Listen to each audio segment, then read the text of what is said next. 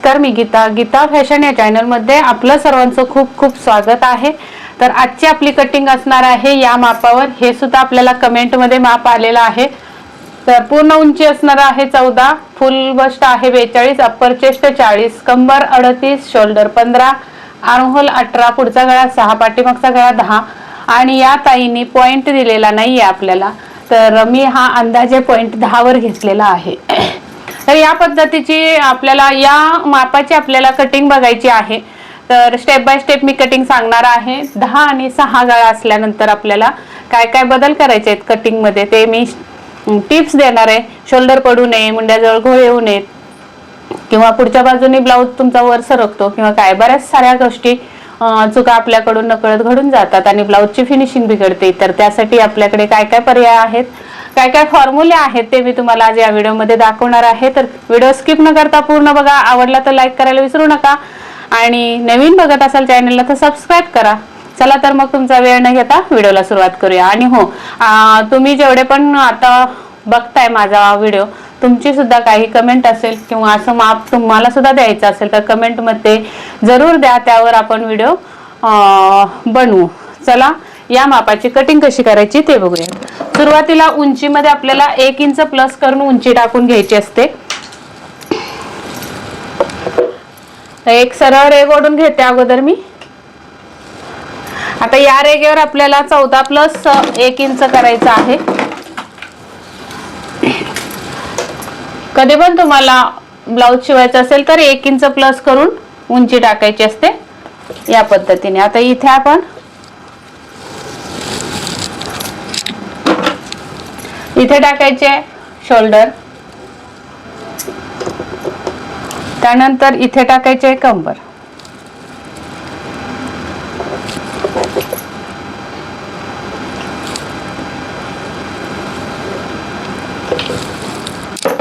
आणि शोल्डर पासून 5.5 वर एक खूण करायचे।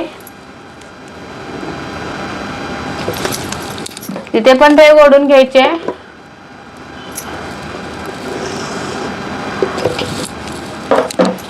आता आपले जुने जर व्ह्यूअर्स असतील तर तुम्हाला माहितीच आहे, बॅक साइडची कटिंग आपण पहिल्यांदा कटिंग करून दाखवत असतो आणि बॅक साइडची कटिंग ही अप्पर चेस्टच्या मापाने कटिंग होते।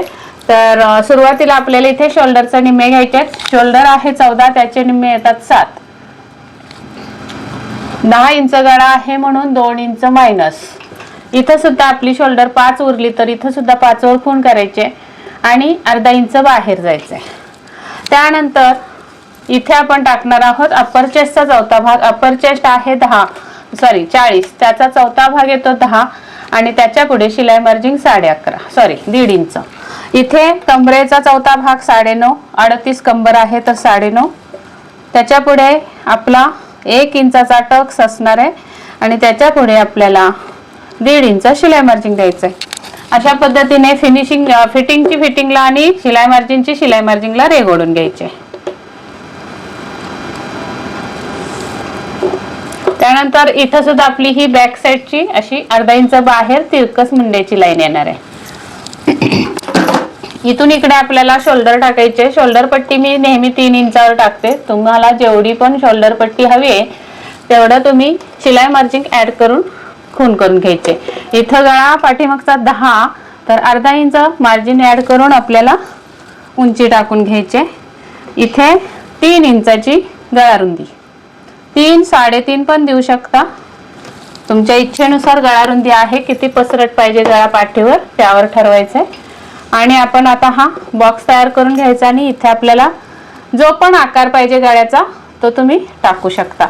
मी राऊंड नेक टाकलेला आहे। इथे आपण आता मुंडा टाकून घेऊयात। या पद्धतीने मुंडा टाकून घ्यायचा आहे।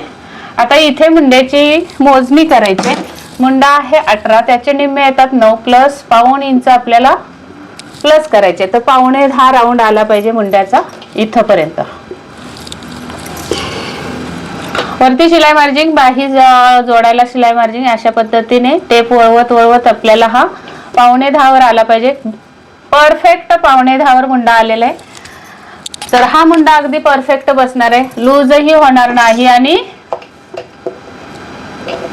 टाईट सुद्धा होणार नाही। आता या पद्धतीने मुंड्याला मी इकडची बाजू लावली पट्टीची आणि जिकडे पण स्लोप गेला त्या साईडला स्लोप देऊन आपल्याला डीप नेक साठी गळ्याच्या साईडला स्लोप द्यायचा असतो आणि हे कटिंग करून टाकायचं असतं। त्यानंतर आपण आता पाठीमागच्या भागाला टक्स मारणार आहोत इथे खाली, तर याचा अर्धा करायचा आहे, 10.5चा निम्मा होणार आहे 5.25। इथे आपल्याला टक्सला उंची द्यायची 4 इंच किंवा 4.5 दिली तरी सुद्धा चालेल। नंतर आपण 1 इंच जे टक्स साठी ठेवले ते या साईडला अर्धा आणि या साईडला अर्धा अशा पद्धतीने टक्स टाकून घ्यायचा आहे।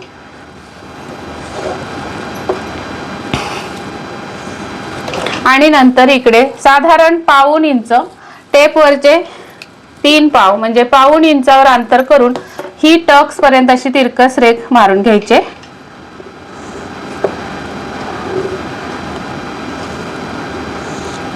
आणि हे सुद्धा आपल्याला कटिंग करून टाकायचं आहे। यानी तुमचा टक्स मारल्यानंतर ब्लाऊज खाली उतरणार नाही, या साईडनी या भागामध्ये चुन्या येणार नाहीत किंवा कापड जास्त होऊन जास्त रिंकल्स येतात त्या येणार नाहीत। तर अशा पद्धतीने तुमची ही कटिंग होणार आहे। बॅक साईडची कटिंग करताना तुम्हाला इथून स्ट्रेट जाऊन इकडे तिरकं जायचं आहे, इथून हा भाग मुंडा आणि इथून हा स्लोप खाली येणार आहे, खालून कट करायचं आहे, हे आपलं कट होणार आहे। या पद्धतीने ही कटिंग होणार आहे बॅक साईडची। आता मला एक सांगायचं आहे तुम्हाला, ही पण कटिंग होणार आहे तुमची अशी इथून। हीच कटिंग ठेवून आता आपल्याला फ्रंट पार्ट साठी छापून घ्यायचंय।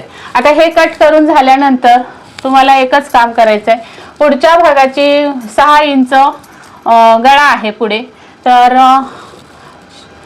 शोल्डरचे निम्मे 7 त्याच्यातून आपल्याला वजा करायचे आहेत 1.25।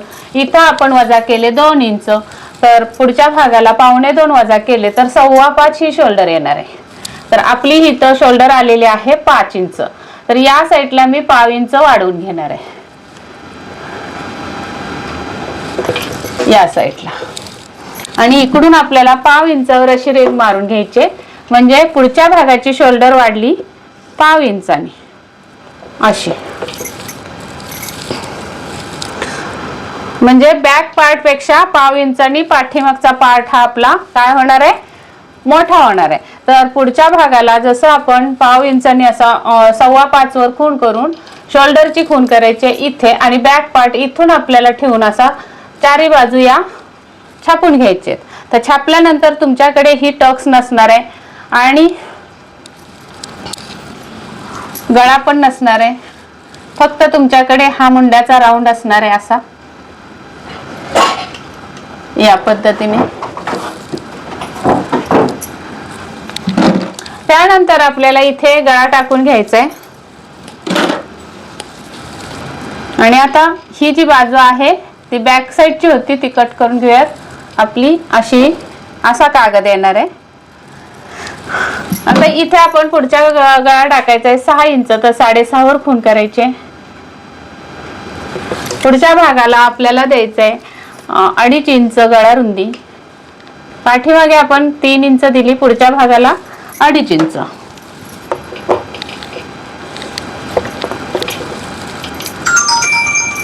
आणि इथे आपण पाठीमागचा भाग हा क्रॉस कट केलाय, तर या साईडला स्ट्रेट लाईन आहे तीच पुढे कंटिन्यू करायचे, म्हणजे पुढचा भाग आपला सरळ करून घ्यायचा आहे।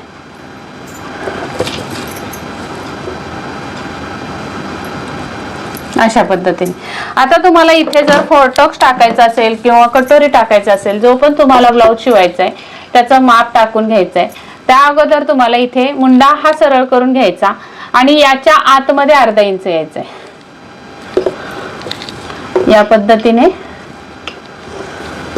आणि मग इथून तुमचा याचा मध्य, इथून तुमचा हा मुंडा असा छाटला जाणार आहे।